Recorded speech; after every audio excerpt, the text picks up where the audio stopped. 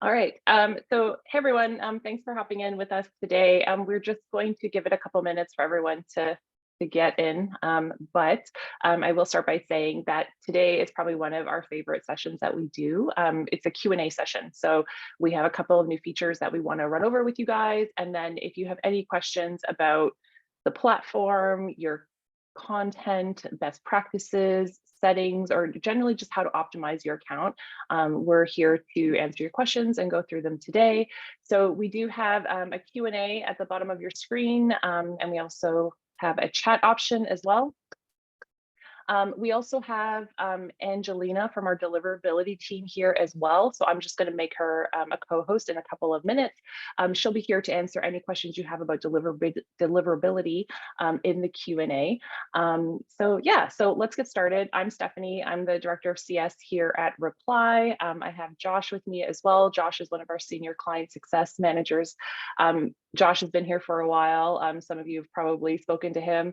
So we're going to kick it off just kind of going over a couple of new features we want you to know about. These are features that our team has worked really hard on and are really excited to roll out. So Josh, take it away.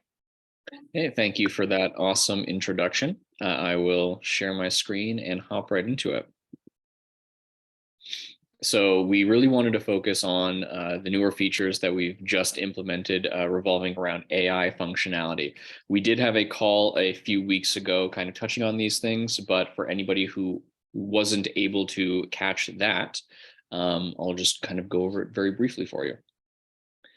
So everyone should be able to see in their accounts this new From Magic option. So it's very similar to From Scratch. This system will walk you through a step-by-step guide to include all of the elements you should be adding to your outreach, but with a ChatGPT twist. So in the first page, you will be asked to provide a prompt or an actual email.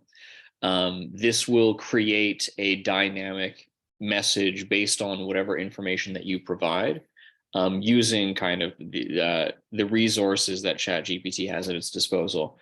So just giving you guys a very kind of random prompt to show you how kind of versatile it is.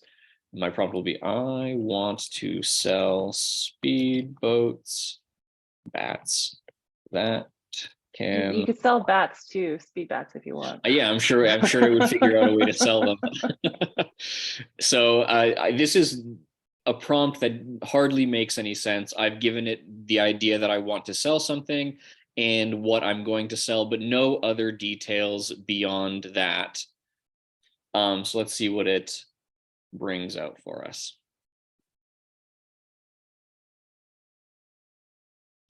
The more detail that you provide to the system, the better off the message is going to be. But the fact that I've given it next to nothing and it's given me a pretty solid message to work off of just shows how complementary this system can be when crafting your own messages. It really speeds up the process and takes a lot of the guesswork if you're not super comfortable with writing this kind of copy. And again, I can make any changes that I'd like to once it's provided me this message. I don't have to use it if I don't like it. And the more information I provide about my own company, the product that I'm trying to sell, companies that I'm interested in selling to, it's going to take all of that information if you provide it via bullet points and then craft that message to make it really tailored to your specific style. And then if we hit next, it will relay this initial message into an entire sequence for you. And again, you're not locked in. You can go into any of the follow-up steps, make the changes that you need to, and really perfect it. One of the things that I do want to stress, however, is the more generic your prompt is, the more likely it's going to sound like someone else using a similar prompt. So the key to really get the most out of a system like this is to go that extra mile and provide the extra details for your particular company. I know a lot of clients that will kind of jump on this and they've used almost verbatim the same prompt and they get largely the exact same message. and that just kind of dilutes the uniqueness of what you're trying to do, and you're really hampering your ability to gain any traction or engagement off of what you're trying to sell. So even though this is designed to help speed things up, I do urge you to take a little bit of extra time to make sure that you're putting in specific information for you to get the most out of it. Once you're set with the kind of AI generated steps, the rest of the wizard is pretty standard stuff until we get to the JSON AI aspect here. This is going to, or this new section for people is going to bring you directly to our data beta, which I really enjoy saying. You will be able, I hope it's always in beta. So you can filter through a number of different options, and this is going to pull up contacts that meet your criteria from our own internal database. We have an automatic filter set to only provide you with as close to valid contacts as we can get. The last that I've heard was we were hitting about 76% accuracy. So you can rest assured that the vast majority of the contacts you are pulling from here are going to make it through, not bounce and compromise any deliverability. Another point that I would like to stress while we're on this topic is every single one of your accounts does get access to 10,000 free credits. There is no hidden fee. You can mess around with the filters to whatever you'd like, and it will only consume a credit if you actually ask to reveal the details. So for example, I'm just going to put in a random United States search, no other details here. We'll hit apply. And then once it's done loading, I should get a pretty good idea of who is available. And then I can select them one at a time, or I can all on page and then add the contacts directly into the sequence. It will only consume the credits once I've actually added the contacts, never before. You don't have to do this either. Again, this is just a system designed to help speed up the process. If you do have your own contact lists, feel free to use those as well. Just an option for you if you need it. Yeah, and like Josh said, you can also access data beta. I just wanted to say that. You can also access it when you're outside of the sequence editing tool. So you can go into that tab at the top of your screen. And if you're just searching for contact data, you can find that there as well. Absolutely. And one more thing. I was just going to say, and just so you guys know, our team is constantly adding new records. So our record volume is increasing all the time. We're adding new filters, new criteria, things like that. So like we said, it is in beta right now. So we're looking for a wide release, probably about 2 to 3 months. But during that time, we're going to be making improvements and whatnot. So if you are using data beta and you have some feedback, we would love to hear your feedback and pass on to the product team. Yeah, absolutely. This is a major push for us going into the future. We have some major changes coming up later this year as well. Right now, I believe the focus of the contacts we've sourced is primarily North America, but we do plan on making it a more global option for everybody. So if you don't find something that you're looking for at the moment, hopefully in the near future, we have it for you.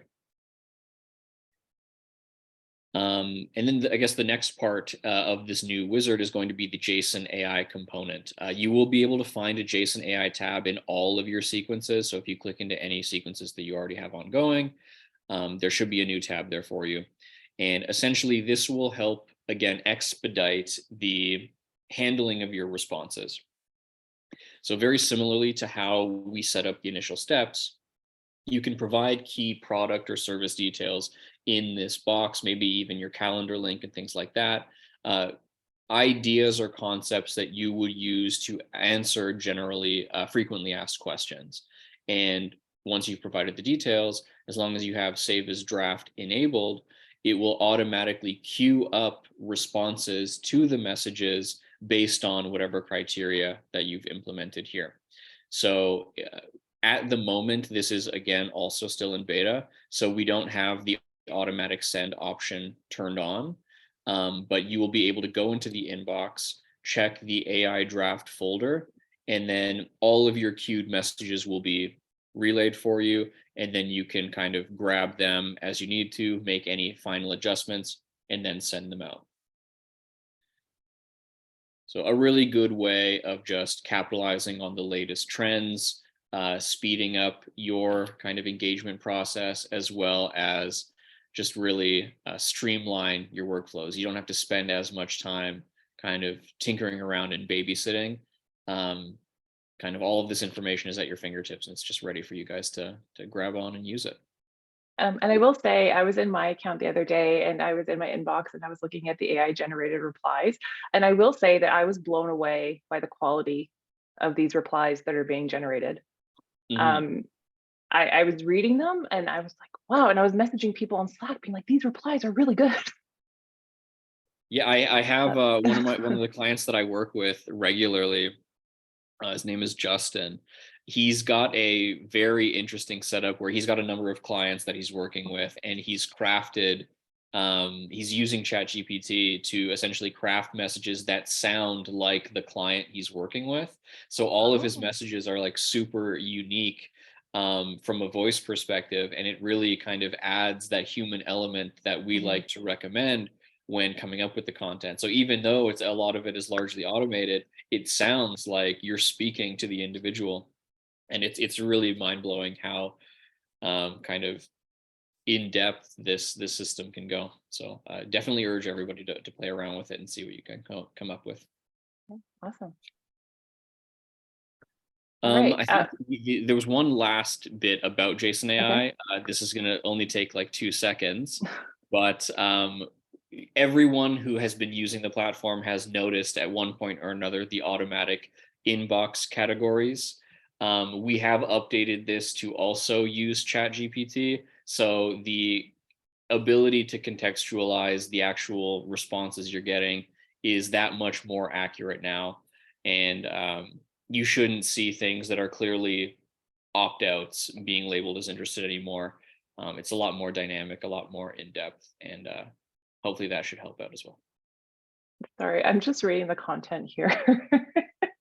This was, I think we did this for a month ago or so, and this was the example that we used. A lot of the things that we try to sell here can fly.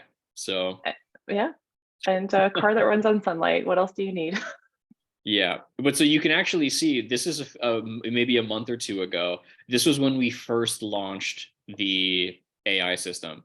I used almost the exact same prompt, um, but it now gives me like just a lot more information to work with, Mhm. whereas previously this second step is what it spat out instead.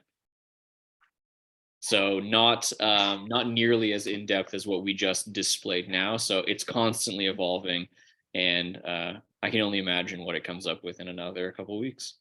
Yeah, perfect. All right. Um, so we do have some questions.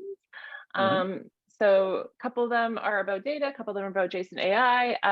Is Jason AI available in English for automatic replies right now? Yes, English is the primary language the system is designed around. Um, I believe internally we spoke about adding additional languages. I'm not Yeah. sure if they're implemented yet, but English absolutely. And then we have questions about beta, data beta. Mhm. Um, are there already European contacts available in data beta? Um, there are, but there's a lot more contacts. It's more North American heavy right now. So like Josh said a few minutes ago, our team is working on adding more contacts. We're going to be including other regions. So you can find European contacts there. It's just the volume is not extremely high right now. So Josh is pulling up a search for United Kingdom right now, as you can see. So yeah, definitely, we Yeah, tried to hit as many fronts as we could yeah, in this initial launch, but the focus was primarily North America. This is definitely going to be expanding in the near future. yeah. A large portion of Reply is based in Europe, so we need to do ourselves proud. And then one more question. This is again about data beta. I'm going to see how many times I can say that today. I'm just going to We need a count. counter. Yeah. Where are the contacts coming from to fill your database? So we've been developing our own database over the last few years. We've also partnered with a couple of established lead generation sources. I don't want to go too in depth about all of them, but Clearbit is one of the people that we've worked with. And essentially, we're pinging off of our own internal database as well as our other partners to make sure that our information is as up to date as we can possibly get it.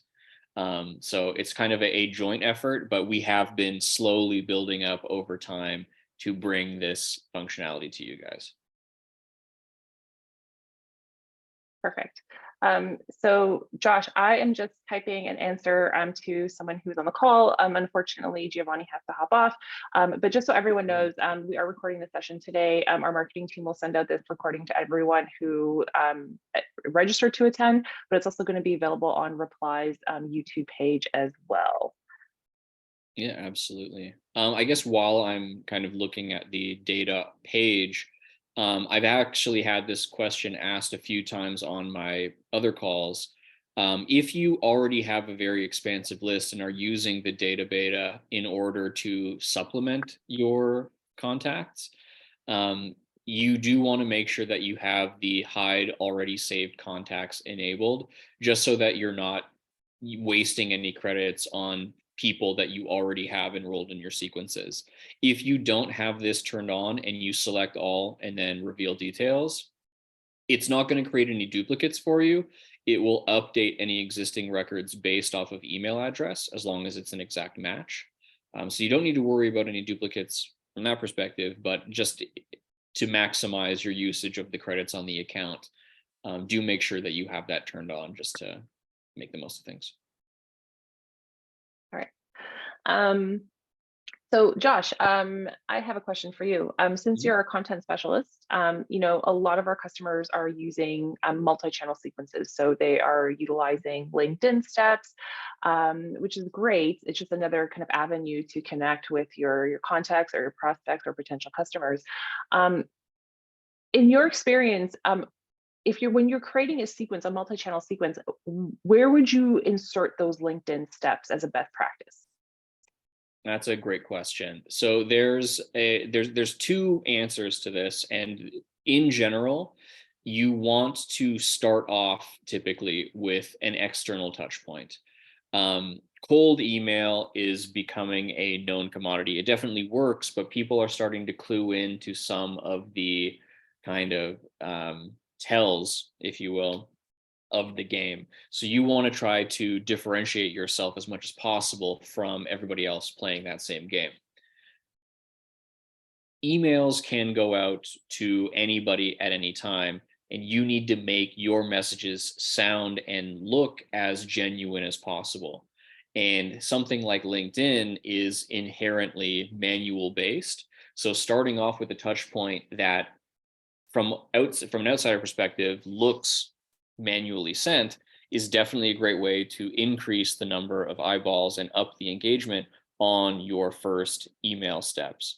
So for example, if I were to randomly message any of you in the chat right now, you don't know me, you didn't ask for anything from me, but I send it to you, you're probably not going to be as kind of trusting of that message right off the bat. Whereas if I were to send you a LinkedIn connection request, just saying, hey, I've been following what you're doing over at your company, really love it.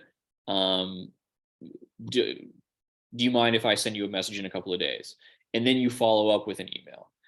You now have seen my face. You now know that I am a real person. And then when that message comes through, you're far more likely to want to engage with it because you have a little bit more context to work with. So it's all about kind of creating an atmosphere of genuity that will make someone receiving your message that much more kind of accepting of whatever message you're trying to get across. The other point that I would recommend using an avenue outside of regular email would be to capitalize on engagement. So in your sequences, you'll be able to see a opens and views column, and opens are going to be unique per step. So I have 5 email steps in here, so I could only ever have a maximum of 5 opens. But view count is the much more actionable item. That is the total number of times the individual has opened my thread. So for example, if I send one email and they open that one email 5 times, clearly there is something in that message that they're latching onto, but for whatever reason, they're not responding. You would then want to either drop them a voicemail or send them a LinkedIn message to, again, create that atmosphere of genuity. You want to make this look as legitimate as possible. So you can either grab a trigger and move someone from a pure email sequence over to a LinkedIn specific sequence and have that shoot out automatically. Or you can kind of manually keep track of things using a filter on the people page and then send a one-off email step if you need to. So there's a lot of different ways you can go about it, but those are the 2 primary methods that I would implement a LinkedIn step or a multi-channel step in general, either top of the sequence or using it sparingly to kind of accent my engagement. All right, thanks, Josh. So we have a couple questions. We have one question actually related to LinkedIn. Is LinkedIn automation reply, is it automation in reply, or is it a third-party integration? So with LinkedIn, we do work with a partner to create those automated steps. We've been working with them for close to a year now. And again, that partner that we do work with, they're constantly making improvements to the automation flow and things like that. So and then, and just a quick note when we're talking about LinkedIn steps, and Josh, I think you might get to something right now, but quickly before Josh gets there, one thing to keep in mind when you're utilizing LinkedIn automation is make sure that you are staying within the daily limits that we have set up in reply.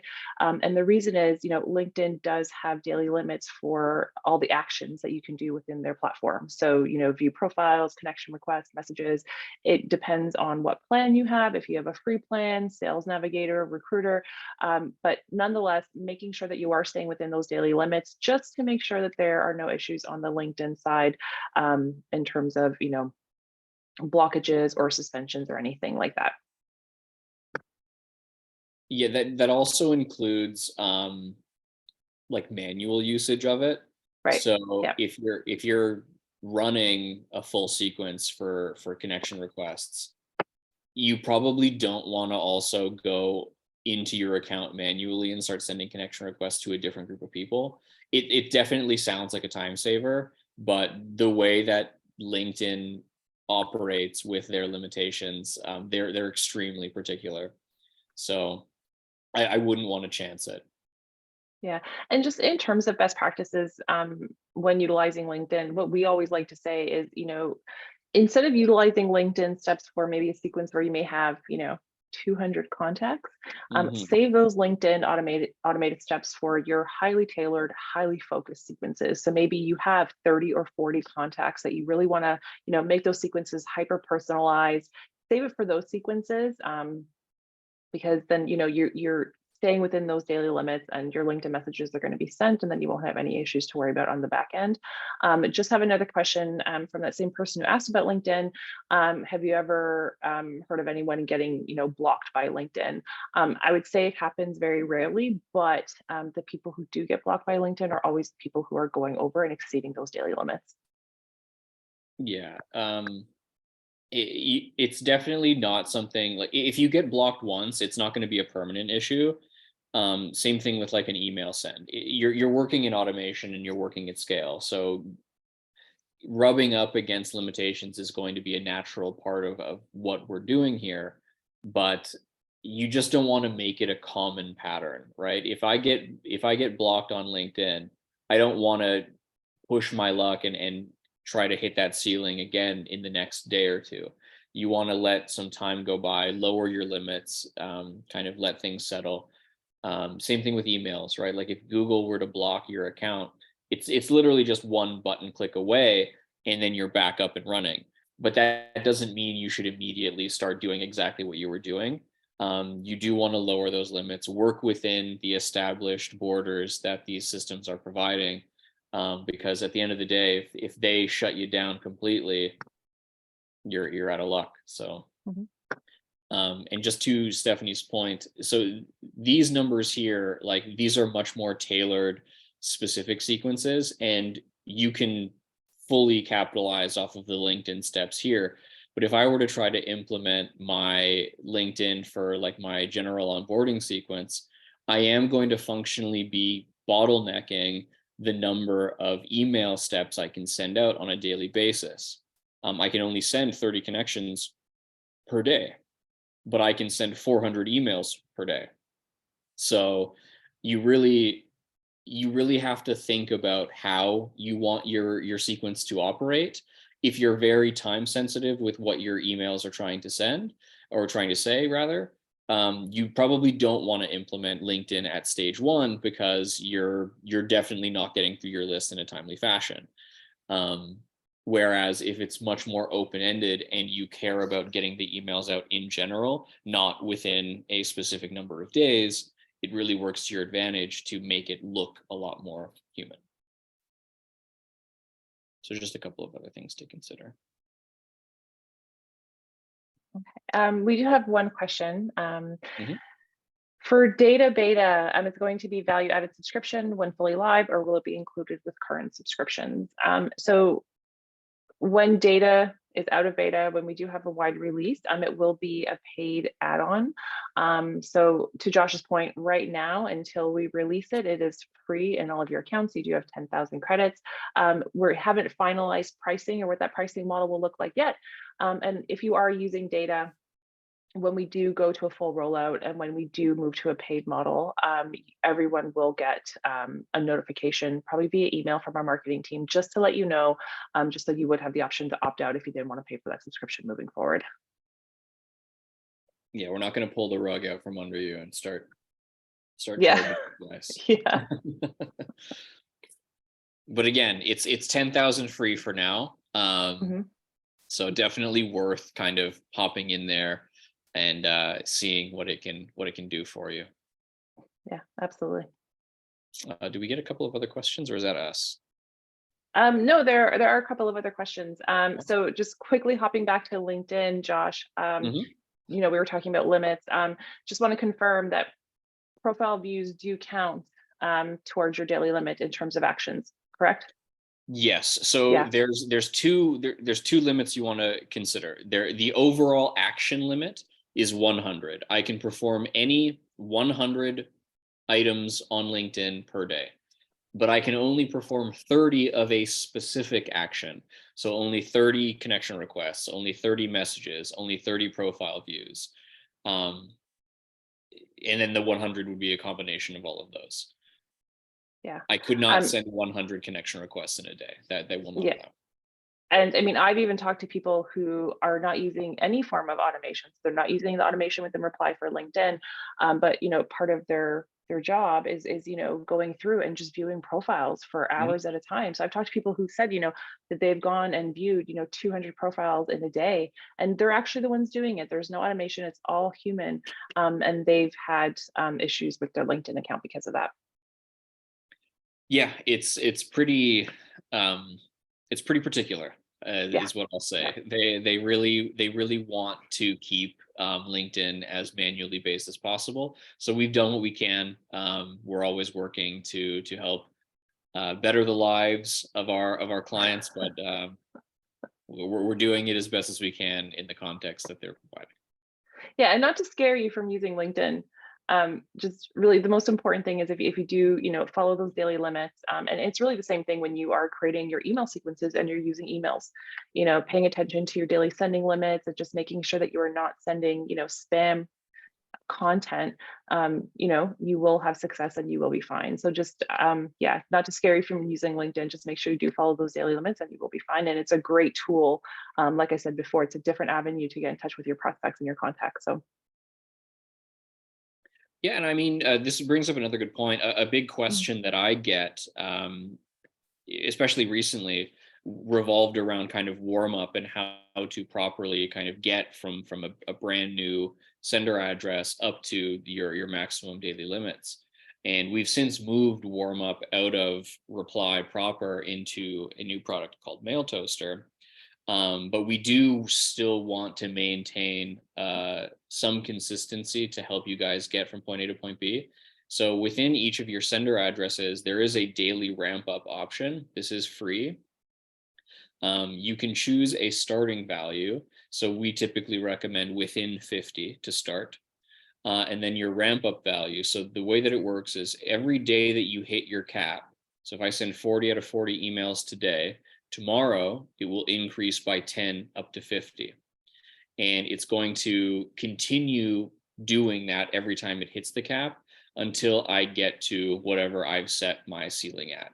So this creates a nice bell curve for you and will help avoid a lot of the common pitfalls that people tend to run into when starting to work with cold outreach.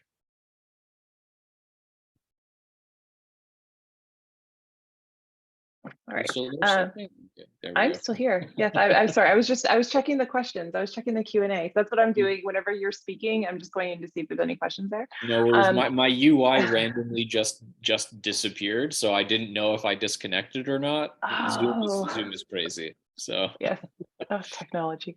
So we do have another question. It's really about different use cases for reply. So someone's asking, they're saying, we've previously used you mostly for, reaching out to cold contacts. What are the other ways that we can like fully utilize your platform? So there are many ways that you can use reply. Josh and I both been here for 7 years, and I feel like 7 years ago when we were a bit newer, we were really kind of marketing this tool as a sales outreach, and we still do. We are a sales engagement tool, but there are definitely other ways that you can fully utilize reply. So for example, on our client success team here, I mean, you can see this is Josh's account right here. We are utilizing our platform to reach out to our current customers, and so whether that is sending them emails to onboard them, implementation, whether it's, as you can see right here, sending out notifications about their contract renewals coming up, or even just really reaching out to our customers if we have announcements to make, sending them information that we think would really help them optimize their account, best practices, things like that. So we rely heavily on our platform for keeping in touch with our current customers on the client success team. We also have a lot of customers who are using our tool as a recruitment tool.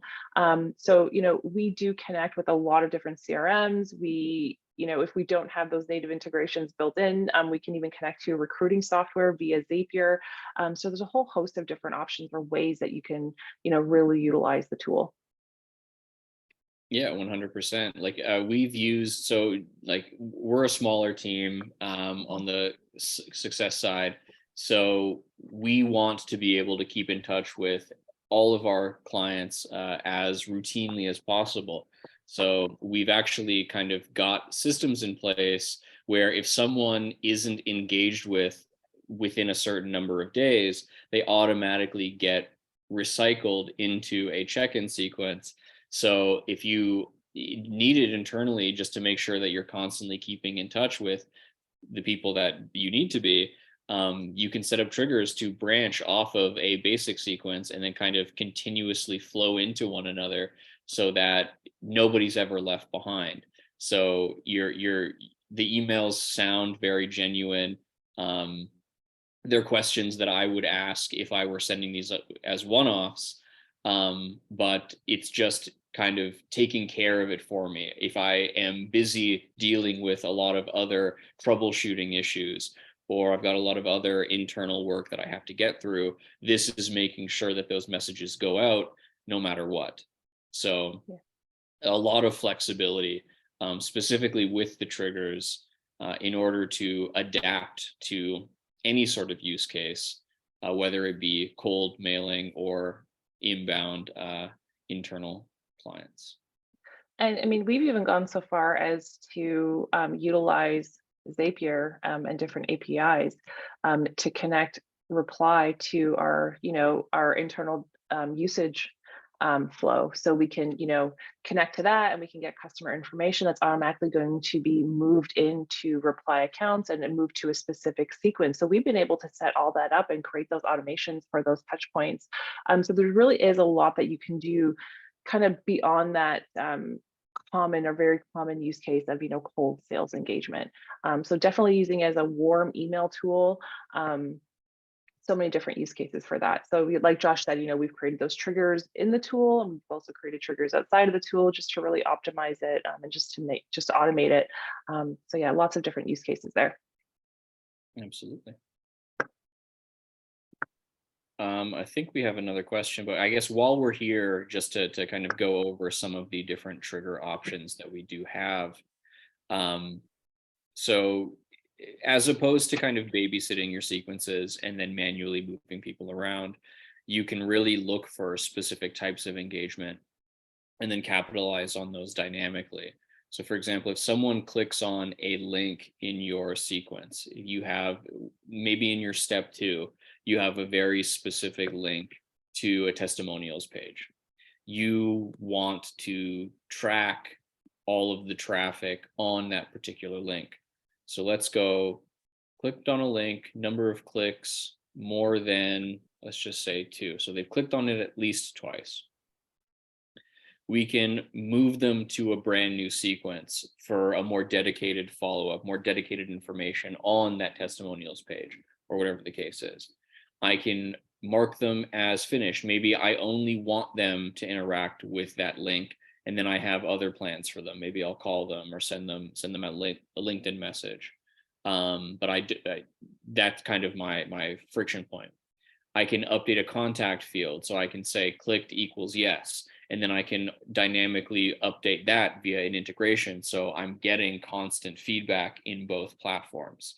Or I can even assign ownership to a different person on my team, and then they can pick up the conversation from there. Again, creating this atmosphere of a team trying to put in the effort to gain the trust of this particular prospect.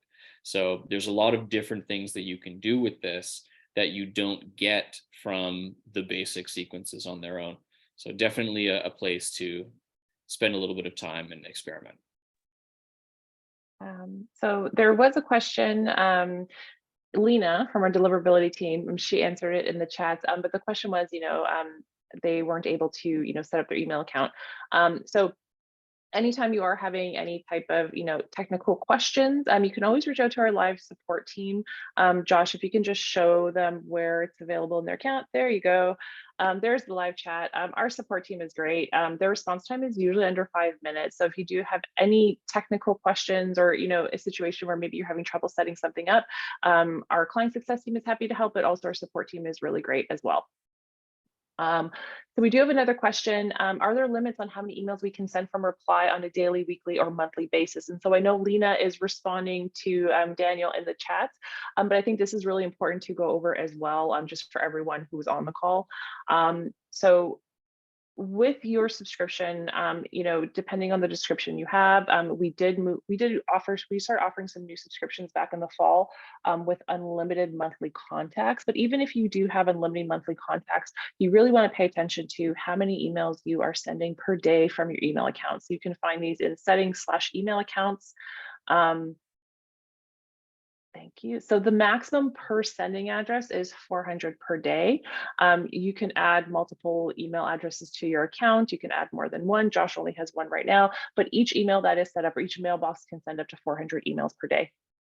And so that is really the limit per day. So other than that, we don't have limits per month. It's really just that 400 limit per day. I know Josh is showing 600 emails per day, but this is a bit of a demo account. But Josh was talking earlier, and it's also really important to note, especially if you have a new email account or an email account that hasn't been sending high volumes in the past, that you slowly warm up that email account. So you don't shoot to 400 emails per day right away. Google and other providers do have algorithms in place which detect any abnormal sending patterns. So, like I said, if you have a new email address or a new domain and you go from sending maybe 20 manual emails per day to 400, they could potentially red flag your account. So making sure that you are warming up is really going to be key when you're starting your outbound process. Yeah, daily ramp up is huge. definitely going to help a lot of people kind of get from the initial startup to the higher tiers.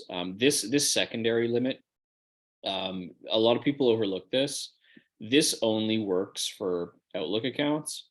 So if you are using Gmail, whether you turn this on and put it to 3,000 to 1 minute, it's not going to make a difference for you. But if you are using a Microsoft account, we recommend putting this to one email every 2 minutes or so to make the cadence of your emails look very, again, genuine. That's the entire idea that Reply is trying to get. We're trying to make your cold emails as warm as possible. And from a email provider perspective, if I send 30 emails in the span of 60 seconds, nobody can do that. So that's going to be one of those red flags, and that can be grounds to get the account temporarily blocked. And if the activity continues, relayed into a blacklisting. So if you are on a Microsoft account, you definitely want to adjust this. I don't believe the default is 30 emails to 1 minute. I think that's just what my account has been set to. I think I must have played around with it in a demo at some point. But yeah, you don't want to do what I did. It should be one email to maybe 2 to 3 minutes. And just quickly talking about daily limits, there's also a daily limit in your sequences, your sequence settings as well. So Josh, if you just want to hop in there. Mm-hmm. So each sequence has its own settings. So again, each sending address can send 400 emails per day, but you can also create a limit in your sequence for how many emails you can send per day from that specific sequence. Even if you increase this limit within your sequence, the limit in your account settings for each email address is always going to supersede your sequence limits. So just quickly noting about that. So if you hop into general settings, there we go. So we have your throttling limits and your maximum emails per day right there. Also, another question, I am new to Reply. When someone responds to an email within a sequence, does that remove them from the sequence? It doesn't remove the prospect from the sequence. If someone does reply to an email from a sequence, it just marks them as finished. So they won't receive any subsequent steps in the sequence. That is the default setting. There is another setting within your sequences where you can continue sending emails when someone has replied, but you would have to go in and change the settings for that. So they stay in that specific sequence. You can see their contact history, when they replied, what that reply was. You can always move contacts to another sequence, maybe after they replied or after that sequence is finished. And one thing to note is you can only have a prospect in one sequence at a time. You can't have them in 5 sequences at a time, and the platform was built that way, just to make sure that the people that you're reaching out to, they're not getting bombarded with emails, which could lead to them potentially reporting you as spam. That is specifically for accounts. So like, for example, if I were to add one of these contacts and I was on a team, and then I wanted Stephanie to maybe have a separate conversation going with them about a different product or service, that's totally fine. Mm-hmm. You can have a contact in one sequence per user, as long as you are not on the private mode of Team Edition. If you are on private mode on your team, it is completely isolated. And if a person already exists in a team member's account, you cannot touch them. You cannot add your own version of them. They are blocked off. The only way to get them is if the owner of your account were to remove them from owner A and then provide them to you, owner B. All right, Josh, we have a question. I'm not sure, can you see, there's another question here about HubSpot. It's about that HubSpot integration, more specifically about the new list feature in the HubSpot integration. So this is a system to help pull in your contacts. So a lot of the, not necessarily complaints, but there was a limitation in the system that was preventing the addition of more than 1 or 2 filter options. So you could only pull in as complicated groups as you could get with 2 filter options. The lists allow you to build whatever list that you'd like on the HubSpot side first, and then we're just going to search for that list and pull them in. So it's just another way to seamlessly pull in different subgroups and should help make things easier. Though you do have to be using HubSpot as the primary kind of list building tool in that space, because the list has to exist on that side first. So not super complicated there. Yeah. So we have another question. This is from Loretta. This is kind of going back to warming up your email account. Are you able to see how many emails you are sending out a day while the system warms up? Absolutely. So if you are using MailToaster, you would have access to reporting in MailToaster, which is going to show you how many emails are sending per day, as well as the open rates. If any of them has been marked as spam, the system will automatically remove that spam marker, so you'd be able to see that as well. If you were, maybe manually warming up your email account within Reply and not utilizing MailToaster, you can definitely see how many emails are going out per day in the reports tab. So I think Josh was just about to click on that right there. So under reporting, under emails, you can, even filter it on by day. So if you want to say, hey, I want to see how many emails I sent out on Friday, you could definitely filter for that. And then you can also see in a specific sequence reporting as well. Yeah, and just to clarify again, we do not have the warm up in Reply anymore. It is its own tool called MailToaster. But functionality wise, if you were with us when it was integrated directly into the system, the breakdown will look similar to the reports page that you can see here. You'll get different kind of colored columns based on where the emails are landing, and kind of percentages for primary inbox versus supplementary folders versus spam, things like that. And it will give you all of the limitations and the information that Stefan just discussed. It's just housed outside of Reply now. All right. I see that Lena is answering a question in the chat about Outbox. Looks like she already answered it. All right. So today's, hold on, let me see, there might be another one. Oh, okay. So it's okay. So we can just maybe quickly hop on the question about Outbox. So it's from Dilip. He's saying, he's asking if he can see planned emails in the Outbox.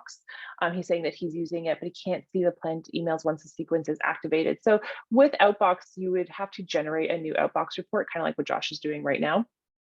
And it's best to generate a new report whenever you want to see the most up-to-date planned sending. So as we can see right here, I think, yeah, Josh is set for today. So it's only going to show you planned emails for any sequences that are currently active or turned on. And then you can, segment it based on sending address, sequence, and even a specific step. So right now, what we're seeing in Josh's Outbox is we're seeing someone who is scheduled to get step 2 and the date that they should be getting that step from that sequence. Yeah, so you just have to click into so this first column is going to be interactive. You can click on your sender address, the specific sequence, the specific step, and it will give you an idea of kind of who's going out when. Yeah. So it's all going to be, it's all there for you. You just have to know where to click on it. Yeah, and one thing to keep in mind is that, in order to see the planned sending emails, you, like I said before, you just need to make sure that those sequences are turned on, they're green. Any sequences that are turned off or paused won't show up in the Outbox report. Correct. Another thing that I'd like to clarify here, and I believe the team is working on this, but occasionally you'll see that a certain day has like exponentially more emails planned to go out than your actual daily limit allows, especially if you're working with really high volumes. That doesn't mean that it's going to just forget about your number of emails that you can send per day and force them all out. It's just showing you a forecast of all of the contacts that are still marked as active that could be emailed on that day. That's why it's more important to generate a report on the day that you're actively working in, and taking any of the forecasts with a grain of salt, because a lot can change between now and June. Like my settings could be completely different. So these 28 emails that are planned, this number could be lower if they all engage with me between now and then. It could be more because I'm going to be adding new contacts. So you really do want to keep on top of this and really focus on the specifics for maybe today and the next couple days out, and not put too much emphasis into the future, because the numbers can get a little bit more muddied that way. All right, so I think we have, yes, so we just another question. Yes, the recording of this session will be on our Replies YouTube page, and we'll get our marketing team to send out this recording to everyone who registered to attend. So I think that's all for the questions that we have right now, and we have about 9 minutes left, so we're almost up to time. Josh, is there anything that you wanted to add today before we kind of sign off? I think we've hit on the vast majority of what we wanted to. We touched on all of the new stuff. We said data beta a lot. Data beta, yeah, love it. Yeah, I think we will be having another call specifically about integration. So we didn't get too much into that, but that is going to be very specific depending on use case. Not everybody's using integrations as well. So I think for today's session, unless anybody has anything last minute to get to, I think we're good. I think something just popped up here. It did. It's just from Rob. He said, thanks for the great intro. He has to run. Have a great day, Rob. Thanks for popping in. And what I wanted to say is, doing this Q&A session is always one of my favorites. Like I was saying earlier, Josh and I really have to be on our toes because we never really know the questions that are going to come in. But today we did kind of touch on mostly, those new features like, JSON AI, LinkedIn automation, data beta. So we will be doing, our next session is actually going to be just really covering the basics. So if there's anyone new to reply on today's call, and, maybe you're just looking to get your account set up, you maybe have some questions there. We will be running a session just, really just about getting your account set up, really, what settings to pay attention to, how to set up your sequences, and things like that. So, as always, feel free to reach out to Josh or myself. And like I mentioned before, if you have any other questions, our support team is always happy to help. Like I said, their response time is usually under 5 minutes, so they're there to help you as well. So yeah, thanks for hopping in, and we'll put this recording up, and keep an eye on your inboxes for more invitations. Again, we'll be happy to help. Yeah, absolutely. This also gives me a good opportunity to see how much I need to shave. So thank you guys for that as well.